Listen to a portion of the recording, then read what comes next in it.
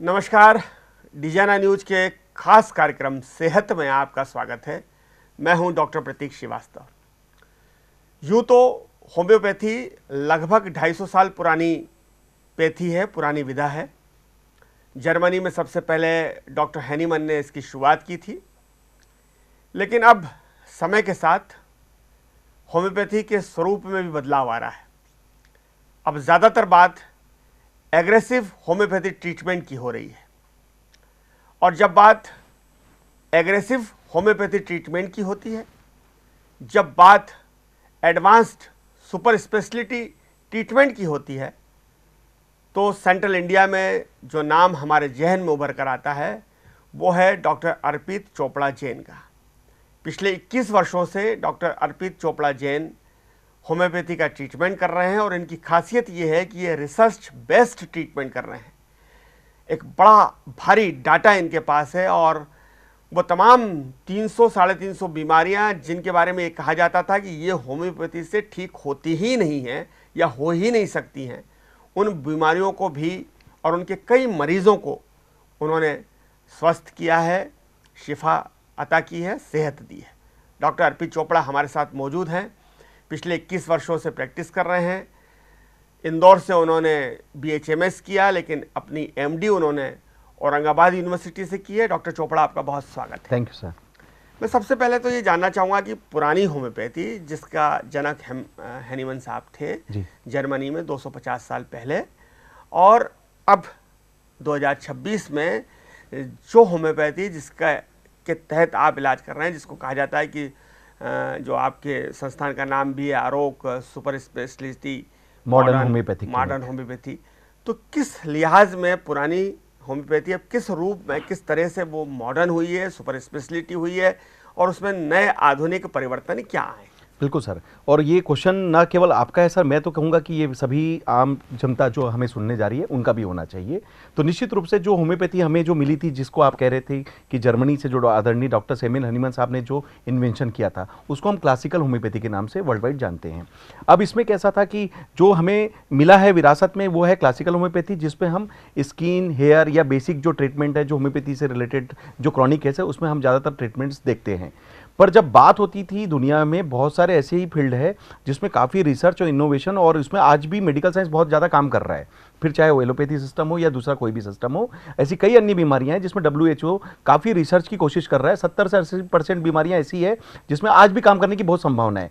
तो हमें होम्योपैथी में, मेरे मन में एक ख्याल आया कि क्यों ना हम होम्योपैथी को आगे बढ़ाएं और इसको भी कुछ नया, जैसे कहते हैं ना, आवश्यकता होती है तो आविष्कार कहीं ना कहीं जरूरत होती है। आवश्यकता तो आविष्कार की जननी है। हमने बहुत निबंध लिखे हैं इस विषय हाँ जी पर। सर, तो बिल्कुल वो ऐसा ही कुछ। मैं जब मेरा कैरियर स्टार्ट हुआ तो चूंकि मेरे घर में 19 एलोपैथिक डॉक्टर्स हैं, तो मुझे एलोपैथी के बारे में जो घर में थोड़ा सा प्रेरणा मिली थी, उसमें कहीं ना कहीं परिवार का एक स्कोप भी रहा है।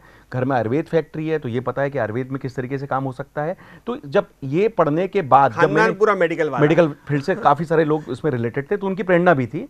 और जब मैं होम्योपैथी में आया तो फाइनली जब मुझे ये चीज़ समझ में आई कि मेडिकल साइंस में कई ऐसी बीमारियां जिसमें आज भी बहुत ज़्यादा काम करने की ज़रूरत है, तो मैंने ऐसा अपनी फील्ड में, चूंकि मेरे पास होम्योपैथी थी, मैंने उसमें मॉडर्नाइजेशन और सुपर स्पेशलाइजेशन कंसेप्ट की एक शुरुआत की। और वो ज़रूरत इसलिए थी कि हम जब बात करते हैं सुपर स्पेशलिटी कंसेप्ट के केसेस में, जहाँ पर हम बात कर सकते हैं कैंसर के स्टेज 4 के पेशेंट्स, या हो सकता है किडनी फेलियर के स्टेज 5 के पेशेंट्स, या हो सकता है कि हॉस्पिटलाइज कैटेगरी के patient, emergency patients, surgical category के पेशेंट, ऑटो इम्यून कैटेगरी के पेशेंट, जिसमें मेडिकल साइंस एक तरीके से आज भी कहता है कि इसमें पूरी तरीके से इलाज नहीं आया है।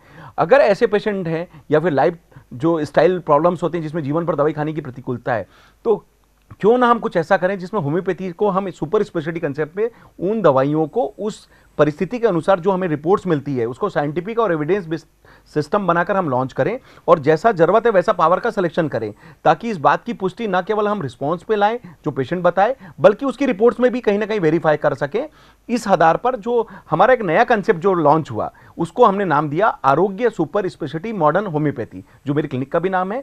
आरोग्य का मतलब होता है सर, WHO का एक डेफिनेशन है physical, mental and social wellbeing, जिसको हम हेल्थ के रूप से मानते हैं, वो मेरी क्लिनिक का नाम है आरोग्य। सुपर स्पेशलिटी मतलब जैसे मैंने बताया कि जिस लेवल पे हम केस बात करते हैं वो थोड़ा सा ऊपर के लेवल के या थोड़ा सा कॉम्प्लिकेटेड या क्रिटिकल या इमरजेंसी सिचुएशन की बीमारियां होती है, इसलिए सुपर स्पेशलिटी केसेस। मॉडर्न का मतलब होता है कि जो होम्योपैथी का हमने मॉडर्नाइजेशन किया, और होम्योपैथी जो कि उसका मूल रूप है, इसलिए इस क्लिनिक का नाम दिया हमने आरोग्य super speciality modern homeopathic clinic, जिसको हम वर्ल्ड वाइड आज के डेट में जो इंदौर में जो मेरा सेंटर है, जो मेरा 21 साल का अनुभव है, उसके आधार पर हम करीब 19 देशों में अपनी वर्ल्ड वाइड सेवाएं दे रही हैं।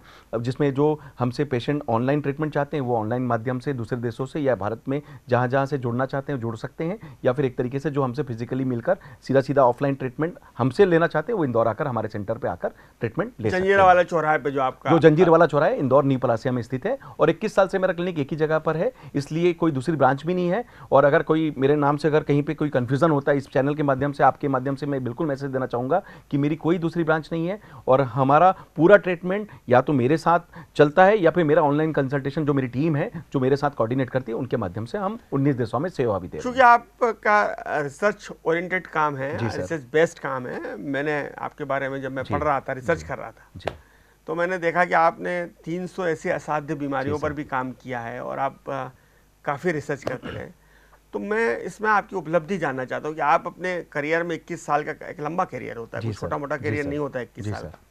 तो इस 21 साल का करियर में आप अपनी क्या उपलब्धि मानते हैं कि कोई ऐसा मरीज जिसको किसी दूसरी पैथी के डॉक्टरों ने कह दिया, मैं नाम नहीं लेना चाहता, कि दूसरी पैथी के डॉक्टरों ने कह दिया घर ले जाइए सेवा करिए, जी सर। लेकिन आप उसे मौत के मुंह से निकाल लाए, और वो आज भी 8 साल 9 साल बाद भी स्वस्थ है, 10 साल बाद भी स्वस्थ है। जी सर, ऐसे में काफ़ी सारे पेशेंट के बारे में बात करूंगा, चूंकि चैनल के माध्यम से ये बात बताना जरूरी है कि हमने जितना भी काम किया, कहीं ना कहीं कोशिश की कि होम्योपैथी को साइंटिफिक और एविडेंस बेस्ड सिस्टम पर लॉन्च करने की।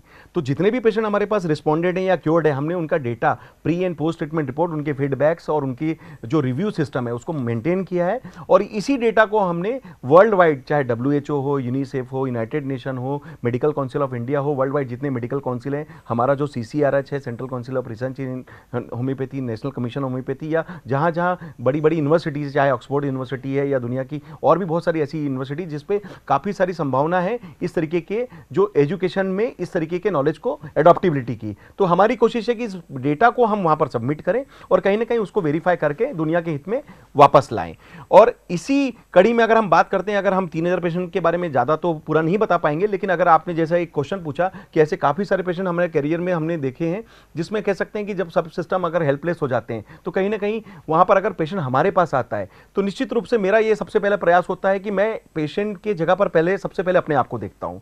तो मुझे ये लगना चाहिए कि अगर मैं इन डॉक्टर के पास गया हूँ और अगर मैं इतने इस विरा स्थिति में जो हेल्पलेस या होपलेस, जैसा आपने बोला कि किसी को बोल दिया जाए कि सेवा किया जाए, तो मेरा हमेशा एक विज़न होता है कि आपके प्रयासों में हार नहीं होती, आप अपना काम करिए। पेशेंट अगर मुझ पर कॉन्फिडेंस देता है, मेरे को अपने ईश्वर पे पूरा कॉन्फिडेंस है, और कहीं ना कहीं उस सीट पर बैठने से पहले हम ईश्वर को आह्वान करके उस सीट पर जब बैठते हैं तो शिफा मालिक देता है, और कहीं ना कहीं विश्वास मेरा है कि हम जो भी करेंगे अपना बेस्ट करेंगे और उस प्रयास में हम पूरी कोशिश करेंगे। तो कोशिश में हार नहीं होनी चाहिए। मैं क्लेम भी नहीं कर रहा हूँ, ना किसी प्रकार का मैं किसी दूसरे सिस्टम पर ब्लेम कर रहा हूँ। उन्होंने अपनी कोशिश की, मेरे पास भी हो सकता है कुछ लिमिटेशंस हो, लेकिन मैं अपनी कोशिश में कमी ना करूँ, इसके लिए मैं अपना बेस्ट प्रयास देता हूँ।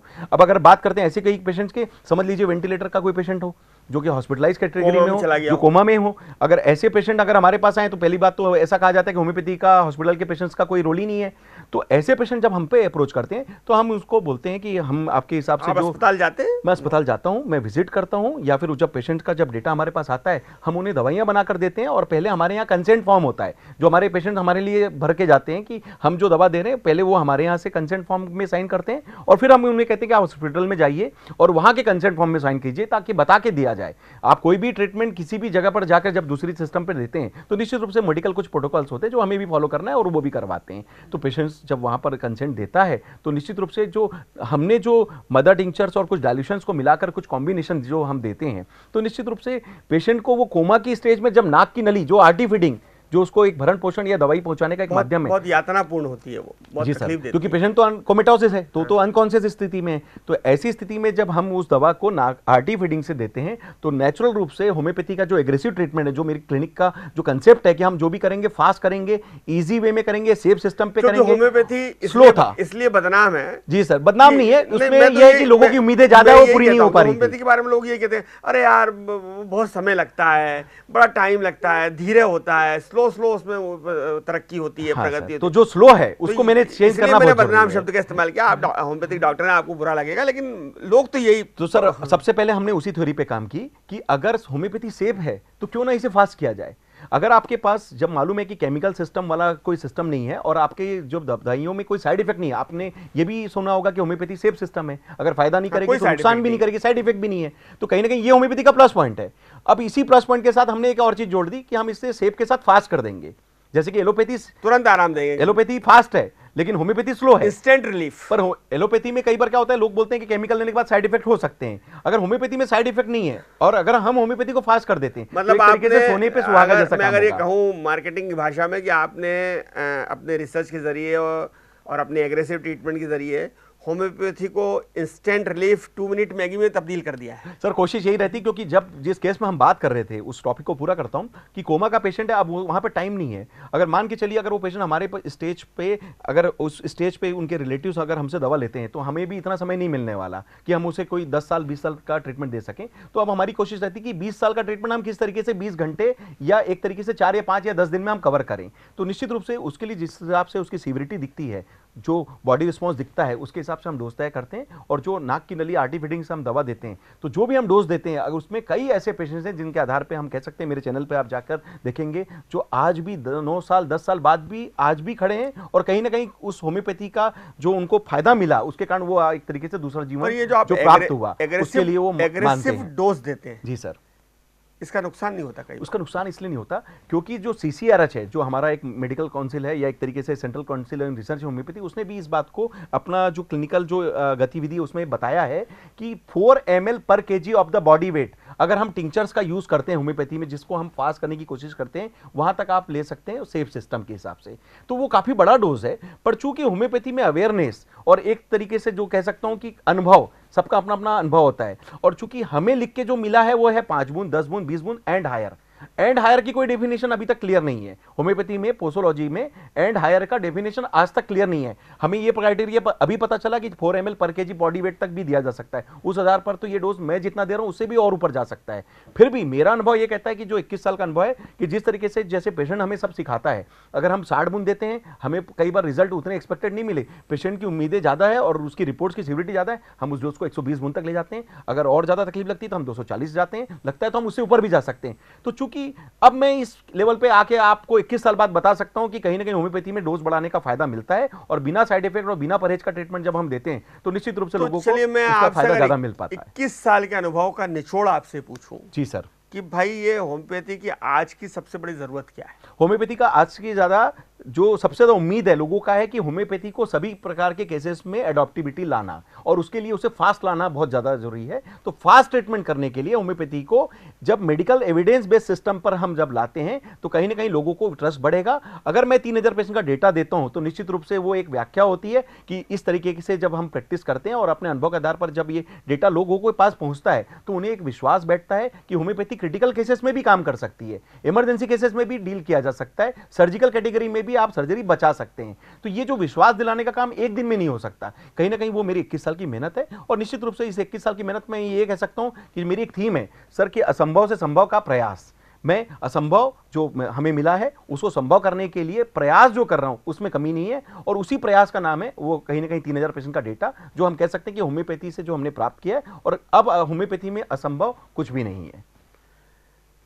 जो आपका पूरा कंसेप्ट है super speciality modern homeopathy, homeopathy, ये पूरा कंसेप्ट है आपका, और एक क्लासिकल होम्योपैथी है और एक दूसरी पैथियाँ हैं, वो एलोपैथी है, वो आयुर्वेद है, वो नेचुरल चिकित्सा है, वगैरह वगैरह वगैरह।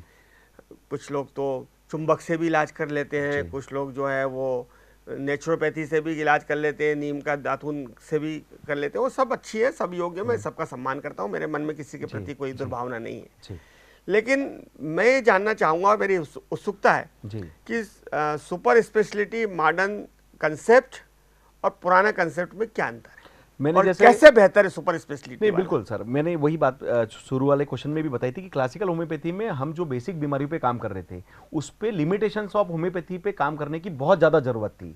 और उस फील्ड में काम करने के लिए किसी न किसी को तो आगे आना था। क्योंकि डॉक्टर हनीमन साहब ने जब होम्योपैथी का जन्म दिया, उसके बाद काफ़ी सारे डॉक्टर्स आए जो होम्योपैथी के हित में उन्होंने कुछ नए नए कंसेप्ट अपने हिसाब से बताया। डॉक्टर बोनिंग 250 सालों की यात्रा है, एक जर्नी है, कई पड़ाव आए हैं, कई जिसमें मैं भी मंजिलें एक पार्ट आई हूँ। हैं। तो कहीं ना कहीं जब वो बात डॉक्टर हनीमन से, डॉक्टर सैमुअल हनीमन से, डॉक्टर केन, डॉक्टर बोनिंगहाउसन, डॉक्टर बोगर, इस तरह के डॉक्टर क्लार्क होते हुए इंडिया में आई, तो इंडिया में भी काफी सारे जो डॉक्टर अर्पित चोपड़ा जैन तक पहुंची। हाँ सर, मुझ तक जो पहुंची और हो सकता है मेरे बाद जो 1000 अर्पित चोपड़ा तक पहुंचेगी, जो मुझसे भी हो सकता है प्रेरणा ले सकते हैं। तो हमारी कोशिश ये रहती है कि जो भी उनके अनुभव का है उसका भी फायदा लिया जाए और कुछ नया भी लाया जाए, क्योंकि हर जगह इनोवेशन होने का कोई अंत नहीं है। तो कहीं ना कहीं मैं आज भी सीखता हूं, मैं आज भी जिस पेशेंट्स को देखता हूं कहीं ना कहीं मेरा पुराना अनुभव काम आता है। और कई बार मुझे कई पेशेंट ऐसे भी मिलते हैं जो मेरे करियर में भी मैं पहली बार देख रहा होता हूं, तो भी मुझे मेरा पुराना अनुभव के आधार पर जो मेरा एक तरीका है, जो मेरा कॉन्फिडेंस है और कहीं ना कहीं उस केस को डील करने का तरीका डॉक्टर का वो अपना काम एक सेंस करता है, काम करता वो है। सेंस काम करता है। डॉक्टर की एक छठी इंद्रिय होती है जो बताती है कि ये मरीज का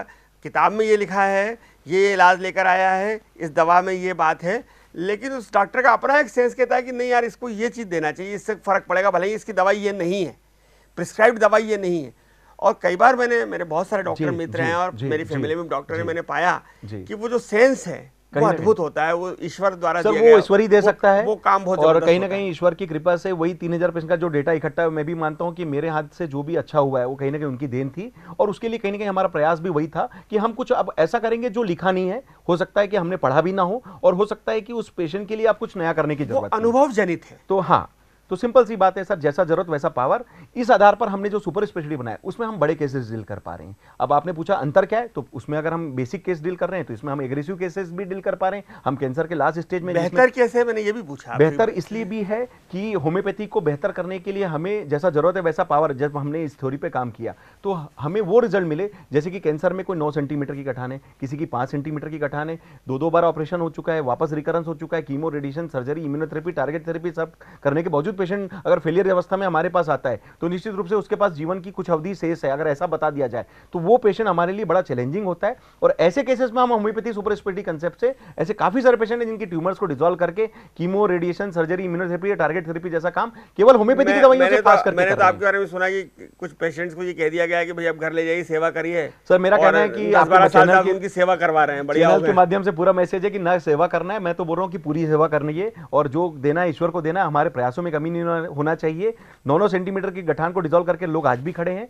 किडनी फेलियर पे बात करूं, लोग डायलिसिस या ट्रांसप्लांट के लिए मजबूर हो रहे हैं, काफी बड़ा ज्वलन मुद्दा है। अपन किसी भी कारण से अगर किडनी पे फेल होती है तो कहीं ना कहीं लोगों के लिए एक आर्थिक मजबूरी तो है ही, ट्रांसप्लांट ही एक रास्ता बचता है। पर कई बार क्या होता है सर कि ट्रांसप्लांट कराने के बावजूद भी इस बात की कई बार ये श्योरिटी नहीं होती कि वो ट्रांसप्लांट आपकी बॉडी में पूरी तरीके से एक्सेप्टेबल रहेगा या नहीं रहेगा। ऐसे कई फेलियर केसेस भी हमारे पास आते हैं, फिर से वो डायलिसिस पे आने लग जाते हैं। तो एक तरीके से रिस्क जो दिमाग में हमेशा बने रहती है। उसके लिए मेरा ये कहना है, आपके चैनल के माध्यम से फिर से एक मेरा मैसेज है, अपनी किडनी अपनी होती है। यानी अगर हमें ईश्वर ने स्वस्थ किडनी दी थी, अगर वो डिस्टर्ब हो रही है तो कोशिश करें कि उसको वापस मेटाबॉलिज्म को मेंटेन करें और उसकी रीजनरेशन कैपेसिटी को कवर करें। तो कहीं ना कहीं होम्योपैथी इसमें अच्छा काम करती है। मैंने ऐसे काफी सारे पेशेंट देखे जिसमें 21 क्रिएटिनिन, 18 क्रिएटिनिन, 12 क्रिएटिनिन के पेशेंट जिनको डायलिसिस या ट्रांसप्लांट के लिए बोल दिया गया था, जो कि केवल होम्योपैथी की सुपर स्पेशलिटी मोनोपैथी जो हमारा कंसेप्ट है उससे पूरी तरीके से इन्होंने क्रिएटिनिन पूरी तरीके से कंट्रोल किया।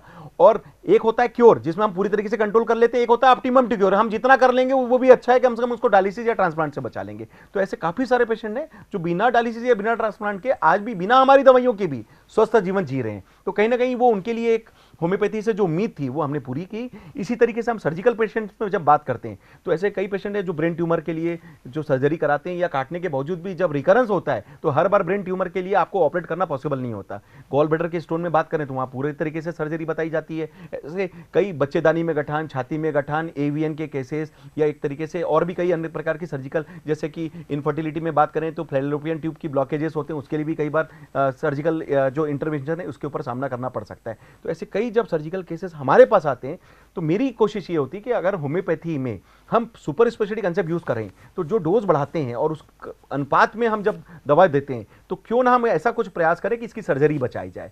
क्योंकि मैं एक जनरल क्वेश्चन आपसे भी पूछूंगा सर कि आपका अनुभव काफ़ी है, मैंने आपके बारे में भी बहुत अच्छा समझा है और कहीं ना कहीं आपका अनुभव से इस चैनल में मैं एक मैसेज भी देना चाहता हूं कि सर अगर मैं आपको ऑप्शन दूं कि ये दवाई है और ये सर्जरी है, तो पहले आप क्या लेना चाहेंगे? जाहिर सी बात है, वो दवाई है, कौन अपना शरीर कटवाना चाहता है? सिंपल सी बात है सर। तो ये आपके मन की भावना है। खर्चा भी है ना सर। जी सर। सर्जरी में आपको एक दिन पहले भर्ती होना है, 3 दिन तक भर्ती रहना है, खून भी निकलना है, डर भी लगता है। और सर सर्जरी कराने के बावजूद भी कई बार इस बात की श्योरिटी नहीं है कि वापस नहीं हो सकता। जी हाँ। तो ऐसा कई प्रकार के जो मिथ्स हैं या एक तरीके से कॉम्प्लिकेशन या लोगों के मन में एक दिमाग में रहता है, हमारे पास ऐसा सोचना होता है कि जब अगर वो होम्योपैथी में आते हैं तो हम भी यही कोशिश करेंगे कि हम पहले दवाइयों से ही डिसॉल्व कर लें या उस सर्जरी को बचा लें। अगर सीधा सीधा आपका सर्जरी अगर दवाइयों से डिसॉल्व हो रहा है और एक तरीके से सीधा सीधा सर्जरी बच रही है, रिकरेंस बच रहा है, तो मेरे हिसाब से आपको बिना काटे पीटे जो आपके मन की भावना है वो जो पूर्ति होती है और हम इस बात को रिपोर्ट्स में कहीं ना कहीं साबित करते हैं, तो ये लोगों के लिए एक बहुत बड़ा टूल मिलके मैसेज जाता है कि होम्योपैथी भी सुपर स्पेशलिटी कंसेप्ट में सर्जरी बचाने के लिए यूज किया जा सकता है।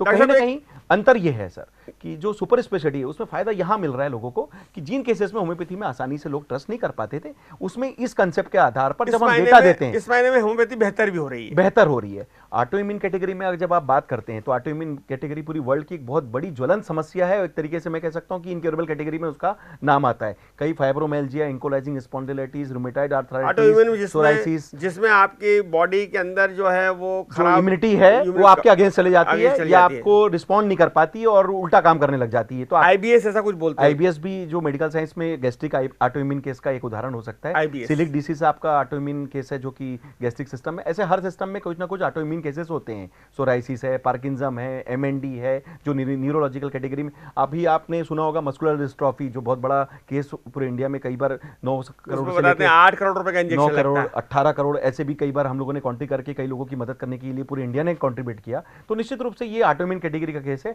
और इसमें कई बार सफलता इसलिए भी नहीं मिल पा रही है कि जब बॉडी में कोई भी दवा जाती है, अगर बॉडी उसके खिलाफ एंटीबॉडीज बना ले या एक तरीके से रिएक्ट करने लग जाती है, तो कई बार ऐसा होता है कि चाहकर भी मेडिकल साइंस उतनी उम्मीदों को पूरा नहीं कर पा रहा है। यहां पर होम्योपैथी से हमने, चूंकि होम्योपैथी एक नेचुरल ट्रीटमेंट है और सेफ सिस्टम है, हमने उसको फास्ट कर दिया। मेरा ऐसा मैसेज है कि बीमारी अगर ऑटो इम्यून कैटेगरी अगर आपके ऊपर अटैक कर रही है, आपकी इम्यूनिटी पर, तो आप अपनी इम्यूनिटी को मेंटेन करके उस बीमारी पर अटैक करें। वो अगर मैं गली मोहल्ले की भाषा में बात करूं तो अपन कहते हैं किसी लड़ने जाओ तो बोले पहला जो है वो वार आप ही कर दो। सर हमें अपने आप को बचाना भी है और उसको अटैक करके उसको खत्म भी करना है। हमको बचपन में हम लड़ने जाते थे स्कूल में, तो हमारे वरिष्ठ लोग हमको सिखाते कि जाते ही तू पहले एक रसीद देना। तो ये वैसे ही मामला है। ऑटो इम्यून केस में हम इस तरीके की थ्योरी को यूज करते हैं कि हम होम्योपैथी को फास्ट करके उस बीमारी पर अटैक करते हैं और कहीं ना कहीं सर उसका फायदा जब रिपोर्ट्स में मिलता है। ऐसे काफी सारे पेशेंट हैं जो मेरे चैनल पर जाके या उनके बारे में समझ पाएंगे, उनके रिपोर्ट्स में देख पाएंगे, जिनके RA factor, ANA factor, HLA-B27 जैसे फैक्टर जो कि एक तरीके से कहा जाता है रिवर्स नहीं हो सकते, हम रिवर्स कर पा रहे हैं। और ऐसे एक नहीं काफी सारे पेशेंट का डेटा है। तो कहीं ना कहीं ऑटो इम्यून बीमारियों के लिए एक बहुत बड़ा होप है मेडिकल साइंस। अगर मैं पूरे अपने अनुभव को 21 साल में अगर होम्योपैथी का सबसे बेस्ट केसेस में अगर मैं डील करने की बात करूं तो मैं कहता हूं कि ऑटो इम्यून कैटेगरी में मैंने आपसे पहला सवाल यही किया था कि आपकी सबसे बड़ी उपलब्धि क्या है। सर, तो उसका मैं आंसर यही देना चाहूंगा कि पूरे 21 साल का अनुभव में जैसे कि हम 300 बीमारियों पे काम करते हैं, उसमें ऑटो इम्यून कैटेगरी के लिए होम्योपैथी का उपयोग बहुत अच्छे से हो सकता है और मेरे ख्याल से ये मेडिकल साइंस के लिए बहुत ज्यादा अनुभव की भी बात हो सकती है, टूल्स भी साबित हो सकता है और जरूरत भी है। तो कहीं ना कहीं होम्योपैथी का उपयोग इन तरीके की बीमारियों में यूज किया जाने के लिए करना। डॉक्टर साहब, आपका चूंकि अंतर्राष्ट्रीय इन्वॉल्वमेंट है, आपने कहा भी कि आपसे लोग कई देशों के मरीज आपसे इलाज कराते हैं और आप जो है एक अंतर्राष्ट्रीय संगठन है ब्रिक्स जो है वो ब्राजील, रशिया, इंडिया, चाइना और साउथ अफ्रीका का मिलकर एक संगठन है जिसके बहुत सारे और सहयोगी देश भी हैं। तो आप इस ब्रिक्स जो संगठन है इसके आप होम्योपैथिक रिप्रेजेंटेटिव हैं। तो ये ब्रिक्स में आप किस तरह का काम कर रहे हैं, आपके क्या इसमें दायित्व है? क्योंकि मैं समझता हूँ कि होम्योपैथी का आप इलाज भारत में करते हैं वहाँ तक ठीक है, लेकिन ये अंतर्राष्ट्रीय संगठन आपको किस तरह से आपका इस्तेमाल कर पा रहा है? सर, इसका फायदा भी मुझे कहीं ना कहीं मेरा जो एविडेंस बेस्ड सिस्टम है, जो साइंटिफिक सिस्टम हमने जो लॉन्च किया है, 3000 पेशेंट का जो डेटा है, इस डेटा को हमने वर्ल्ड वाइड दुनिया के सभी प्लेटफॉर्म पे सबमिट किया है। तो कहीं ना कहीं उसका फायदा मिला और मुझे ब्रिक्स में जो कि Brazil, Russia, India, China, south Africa का एक कॉमन एक जो यूनिट है जिसमें कई ऑब्जर्वर कंट्री और भी जुड़ रहे हैं, जिसमें हमें काम करने का ये मौका मिला। रशिया में मेरा अपॉइंटमेंट फिक्स किया गया था, जो ड्यूमा उनकी संसद है उसमें बुलाकर मुझे ये प्रतिनिधि के रूप में जवाबदारी दी गई कि ब्रिक्स नेशंस में मुझे प्रचार प्रसार करने के लिए होम्योपैथी का जो हमारी जो इंटर जो एक्सचेंज प्रोग्राम होते हैं उसमें होम्योपैथी के जो प्रचार प्रसार है उसकी भूमिका मुझे दी गई।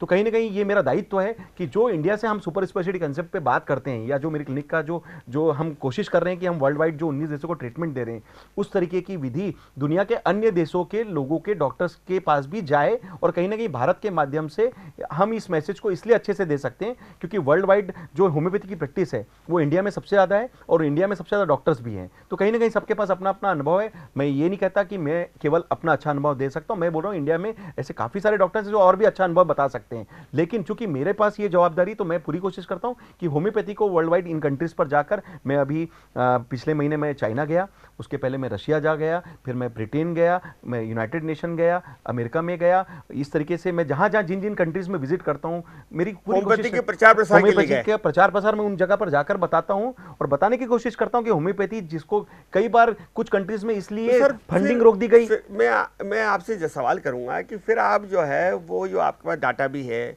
आप ब्रिक्स के मेंबर भी हैं, रिप्रेजेंटेटिव भी हैं, तो आप अपना ये रिसर्च WHO के सामने क्यों नहीं रखते? बिल्कुल सर, और ये मैंने आपको शुरू में भी बात बताई थी कि हमने उसको WHO में सबमिट किया हुआ है। तो कहीं ना कहीं ये जो हमारा प्रयास है वो मुझ तक ना रह जाए। मेरे जाने से पहले मेरी पूरी कोशिश है कि ये जो मेरा अनुभव किया हुआ जितना भी काम है, इसका फायदा आने वाली जनरेशन को मिले, और कहीं ना कहीं दुनिया के हित में हमें इसे सबमिशन में देना जरूरी है। तो मैंने ये डेटा लगभग सभी प्लेटफॉर्म पर जहाँ जहाँ मैं जा सकता हूँ मैं खुद जाकर सबमिट कर रहा हूँ, और जहाँ जहाँ मैं नहीं जा पा रहा हूँ, चाहे वो WHO या और भी बहुत सारे प्लेटफॉर्म है जहाँ पर हम ऑनलाइन माध्यम से भी हम अपने पूरे डेटा को वहां पे सबमिट कर रहे हैं। और कहीं ना कहीं एक कम्युनिकेशन मोड में है जिसमें हम उनकी जो भी अगली क्वेरी है हम उसको रिस्पॉन्ड कर रहे हैं, और जो भी उनके हिसाब से जो अगला एक प्लानिंग चल रही है WHO से, आपका कम्युनिकेशन और समन्वय बना हुआ है। और ऐसा सभी सिस्टम के साथ है, और सभी जगह जहां जहां हमने भेजा है उनके साथ हमारा कम्युनिकेशन अभी चल रहा है, जिसमें वो हमसे जो चाह रहे हैं वो हमें उन्हें देने की कोशिश कर रहे हैं। बहुत सारे सवाल प्रोसेस होता है, ये एक दिन का काम भी नहीं है, ये मेरा 21 साल का मेहनत है, और हो सकता है कि इसको हमें लॉन्च करने में जो 3000 केस जो आपके विशेष केस है, मतलब ये तो आपने लाखों पेशेंट देखे होंगे 21 साल में, लेकिन जो 3000 परिष्कृत केस है, 3 परिष्कृत केस हैं, या जो चुनौतीपूर्ण थे, जिनमें चैलेंज था कुछ, जिनमें आपको लगता था कि यहाँ होम्योपैथी की परीक्षा नहीं है, मेरी भी परीक्षा है। जी बिल्कुल सही। तो वो 3000 केस में का अनुभव जो है उसने आपकी ट्रीटमेंट स्टाइल को, आपके मानसिकता को, और मैं कहूँ कि आपके धैर्य को किस तरह से प्रभावित किया? सर मैं तो यही जो मेरा थीम है, जो असंभव से संभव का प्रयास है, इन 3000 पेशेंट के डेटा के बाद मैं बिल्कुल कॉन्फिडेंटली बोलता हूं कि होम्योपैथी से बहुत कुछ किया जा सकता है। आपको अपना विजन चेंज करने की जरूरत है, क्योंकि जब तक हम पेशेंट टू पेशेंट इस चीज को नहीं समझेंगे, अगर मेरे पास पेशेंट आया, मेरे पास समय कम है, तो मुझे एग्रेसिव होना पड़ेगा। ये पहला विजन है जो हमें as a being a doctor सबसे पहले उस पेशेंट के लिए जज करना है, क्योंकि अगर मैं उस पेशेंट की जगह होता तो मेरे डॉक्टर से वो उम्मीद कर रहा होता। तो कहीं ना कहीं ये प्रभावित करने का मतलब यही है कि जो आज हम अच्छा कर रहे हैं, इसका आधार जो भी बनेगा, इसमें होम्योपैथी को और अच्छा कुछ प्रयास करने का जो लोगों का दृष्टिकोण जो देखना चाहते हैं उनको मिले, और कहीं ना कहीं इसका फायदा मेरे कलीग्स, मेरे आने वाले जो स्टूडेंट्स हैं, या वर्ल्ड वाइड जो इंडिया को हम जो 2047 में जो विकसित भारत में जो हम लीडर बनाने की जो हमने एक सपना देखा है, मेरा सपना है कि जो इंपोर्टेड होम्योपैथी है, भारत के प्रधानमंत्री आदरणीय मोदी साहब ने जो इतना बड़ा सपना देखा, हम विश्वगुरु थे भी और आगे भी हम अच्छा कर सकते हैं, ये बात बिल्कुल भारत की कैपेबिलिटी है। तो कहीं ना कहीं इसमें मुझ पर अगर होम्योपैथी के हित में अगर मैं कुछ अपना योगदान दे सकूं, तो मुझे मेरा इस जन्म में जो किया हुआ काम है कहीं ना कहीं साकार भी होगा। और पूरी कोशिश है कि जो भी मैं प्रचार प्रसार कर रहा हूं, चाहे मेरे क्लिनिक के माध्यम से, ब्रिक्स के माध्यम से, क्योंकि वो भी एक बड़ा प्लेटफॉर्म है, जो जवाबदारी है, हम पूरी कोशिश कर रहे हैं कि इसमें जो इंपोर्टेड होम्योपैथी जो जर्मनी से आई है उसको हम सुपर स्पेशलिटी बनाकर इंडिया से एक्सपोर्टेड होम्योपैथी करें, जिसमें ना केवल होम्योपैथी आगे बढ़े बल्कि वर्ल्ड वाइड एक होम्योपैथी में भारत का भी मैसेज जाए कि जो वसुधैव कुटुंबकम की जो भावना है, जिसमें हम पूरी दुनिया को हेल्थ के लिए जो हम प्रयास करते हैं, वो हमारा जो मंत्र है, सर्वे भवन्तु सुखिनः सर्वे सन्तु निरामया, सब सुखी हो और सब निरोगी हो, उसमें भारत में होम्योपैथी की भी भूमिका होम्योपैथी कहीं ना कहीं कारगर हो। चलिए, मैं ये बात आज के संदर्भ में करना चाहूंगा कि आज लाइफस्टाइल डिसीज बहुत है, ब्लड प्रेशर है, डायबिटीज है, मेंटल हेल्थ इश्यूज हैं, एंजाइटी है, टेंशन है, स्ट्रेस है। बस ये चूंकि हमारा खान पान ठीक नहीं है, हम बर्गर पिज़्ज़ा बहुत खाने लगे हैं, बाहर बहुत खाने लगे हैं, हम शो ऑफ करने के चक्कर में घर के खाने को उपेक्षित कर रहे हैं, सब्जियां नहीं खाते हैं, टिन फूड खाते हैं, जंक फूड खाते हैं, एक्सरसाइज मुझे करना नहीं है, लेटे टीवी देखना है, लेटे मोबाइल देखना है, मोबाइल देखने की वजह से गर्दन नहीं हिल पा रही है, कमर दुख रही है, स्लिप डिस्क हो रही है, ये सब बातें हैं। ये लाइफस्टाइल डिसीज से बचाव का तो आप बहुत साधारण किसी से पूछता तो कहता है कि भैया एक्सरसाइज करिए वगैरह। होम्योपैथी की बात करूंगा, आप उस पर ही फोकस रखें जी। वो तो मुझे भी मालूम कि एक्सरसाइज करना चाहिए, वॉक करना चाहिए वगैरह वगैरह, यहाँ नहीं खाओ वहाँ मत खाओ। होम्योपैथी इसमें कितनी कारगर है? बहुत अच्छा कारगर है। उसका रीज़न ये है कि अगर आपका डिस्टर्ब मेटाबॉलिज्म जो कि लाइफस्टाइल प्रॉब्लम के कारण जो कहीं ना कहीं समझ में आता है, मेरा अनुभव ये कहता है कि अगर आप शुरुआती लेवल पे होम्योपैथी का उपयोग करते हैं तो कहीं ना कहीं आप अपने जो मैकेनिज्म जो डिस्टर्ब मेटाबॉलिज्म उसको बहुत जल्दी रिकवर करने की प्रोसेस ला सकते हैं, क्योंकि वो एक नेचुरल रिस्पॉन्स है जो आपकी इम्यूनिटी मेटाबॉलिज्म को सही करके आप कवर कर सकते हैं। समझ लीजिए आपने क्वेश्चन पूछा लाइफस्टाइल प्रॉब्लम, उसमें हम बात करें थायराइड की, ब्लड प्रेशर की, ऐसे कई पेशेंट्स हैं, मिर्गी, माइग्रेन या फिर एक तरीके से लाइफस्टाइल में शुगर है या और भी कई ऐसी बीमारियां हैं। जब इस तरीके के पेशेंट हमसे अप्रोच करते हैं, अगर शुरुआती लेवल पे अगर वो जो अगर हम उसके मेटाबॉलिज्म को रिकवर करेंगे तो निश्चित रूप से उसका फायदा मेटाबॉलिज्म यानी पाचन शक्ति, जो जो आपकी बॉडी रिस्पांस और एक तरीके से जो पेशेंट से फाइट करने की इम्यूनिटी रिस्पांस की क्षमता, तो जो जहां जहां डिस्टर्ब हो रहा है आप उसको रिकवर करने के लिए होम्योपैथी चूंकि नेचुरल पैरासिम्पैथिक सिस्टम पर काम करती है, मेटाबॉलिज्म को रिकवर करती है, इम्यूनिटी को बढ़ाती है। तो आप जब अपनी इम्यूनिटी और रीगेन करते हैं और अपना रिस्पांस मेटाबॉलिज्म के तरीके से काम करते हैं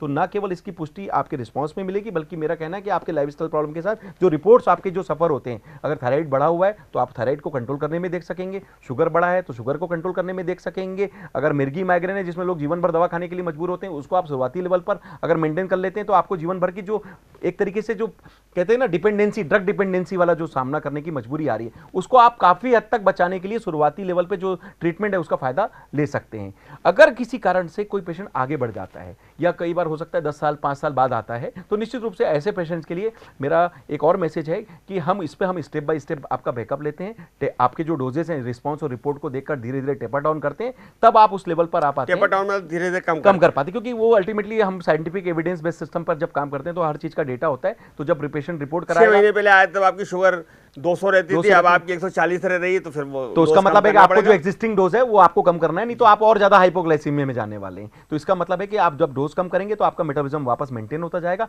एक लेवल ऐसा आ सकता है जब आपका जब वो वाली दवा बंद कर पाते हैं तो कहीं ना कहीं फिर हम आपको अपने जो खुद का मेडिकेशन है उस पर जज करेंगे और उसके बाद हम उसे टेपर डाउन करके हम बंद कर पाते हैं। अब डॉक्टर साहब ये इतनी लंबी चर्चा हमारी आपसे हुई, मैं इसको समापन की दिशा की तरफ बढ़ाऊंगा, तो मैं ये एक सवाल करूंगा आपसे कि 21 साल से आप काम कर रहे हैं और अगले 21 साल और आप काम करेंगे, तो कम से कम ये अगले 21 साल बाद आप होम्योपैथी कहाँ देखना चाहते हैं, कैसे देखना चाहते हैं? मैं सर वही देखना चाह रहा हूँ कि जिस तरीके से मोदी जी का सपना है बिल्कुल वो सपना मेरे सपने से मैच करता है। तो कहीं ना कहीं मैं भारत को वर्ल्ड लीडर के रूप में होम्योपैथी से बताना चाहता हूँ कि भारत इस मामले में अच्छा कर रहा है और एक पूरी वर्ल्ड वाइड, चूंकि सबसे ज़्यादा इनोवेशन की जो चांसेस हैं हमारे यहाँ होम्योपैथी में बहुत अच्छे हैं, तो एक मैसेज भी जाना चाहिए। तो मेरा सपना यही है कि मेरे जाने से पहले होम्योपैथी में इस विधा को मैं अपने जो परिवार की प्रेरणा है, चाहे वो 19 एलोपैथिक डॉक्टर्स की है, चाहे घर में आयुर्वेद का जो मेरे जो नॉलेज मिला या मेरे खुद के होम्योपैथी के हिसाब से मेडिकल साइंस को जीतना चाहिए, जो मेरा मैसेज है। तो आप प्योर होम्योपैथी करते हैं या मैं प्योर होम्योपैथी, थोड़ा मिक्स भी करते हैं? आयुर्वेद का भी आपको ज्ञान है? नहीं सर, आयुर्वेद का ज्ञान होना अच्छी बात है,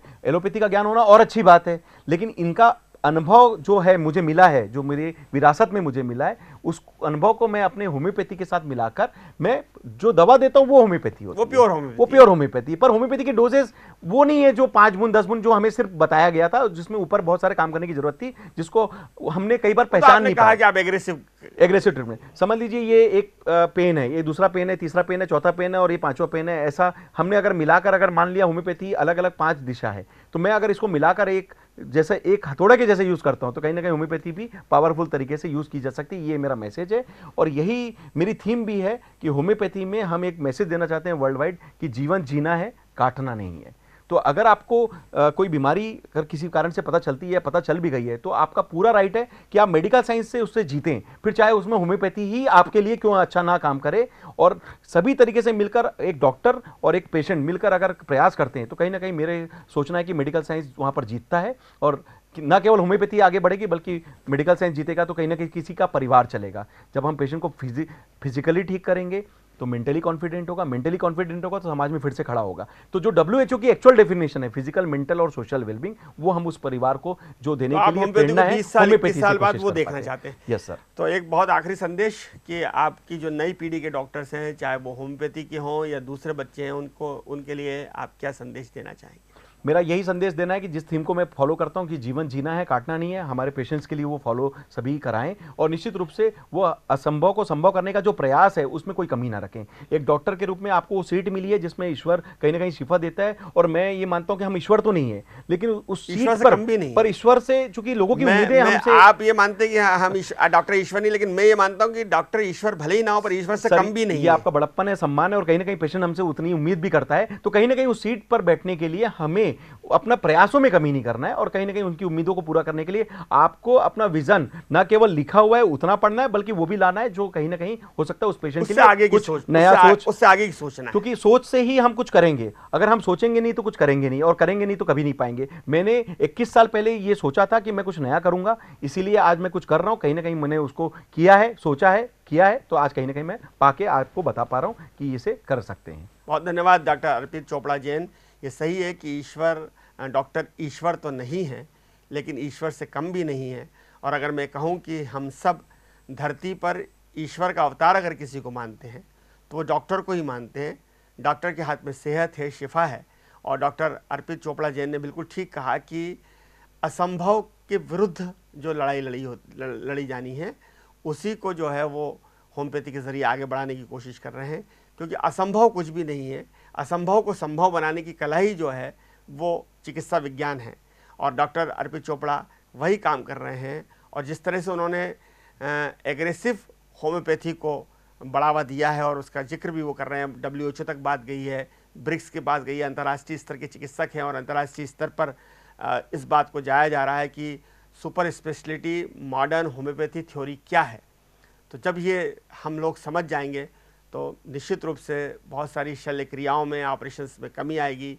बहुत सारी जो असाध्य बीमारियां हैं जिनके बारे में हम ये मानते हैं कि तो ठीक ही नहीं होगी, अब तो प्राण के साथ ही जाएंगी, उन बीमारियों को भी ठीक किया जाएगा। ज़रूरत इस बात की है कि आप होम्योपैथी में यकीन करें, ज़रूरत इस बात की है कि आप धैर्य रखें, और ज़रूरत इस बात की है कि आप होम्योपैथी चिकित्सक के साथ सहयोग करें। तो निश्चित रूप से होम्योपैथी में भी रामबाण नुस्खे हैं जो कि डॉक्टर अर्पित चोपड़ा बता रहे हैं। उनके पास डाटा है, उनके पास मरीजों का इंटरव्यूज़ हैं, उनके पास मरीजों की पूरी थ्योरी है, पुरानी रिपोर्ट्स हैं, नई रिपोर्ट्स हैं। तो ये निश्चित रूप से सही है कि असंभव कुछ भी नहीं है। ज़रूरत विश्वास की है, ज़रूरत ईश्वर में विश्वास की है, श्रद्धा की है। देखते रहिए डी न्यूज़। खबरों का सिलसिला जारी है, जारी रहेगा। नमस्कार।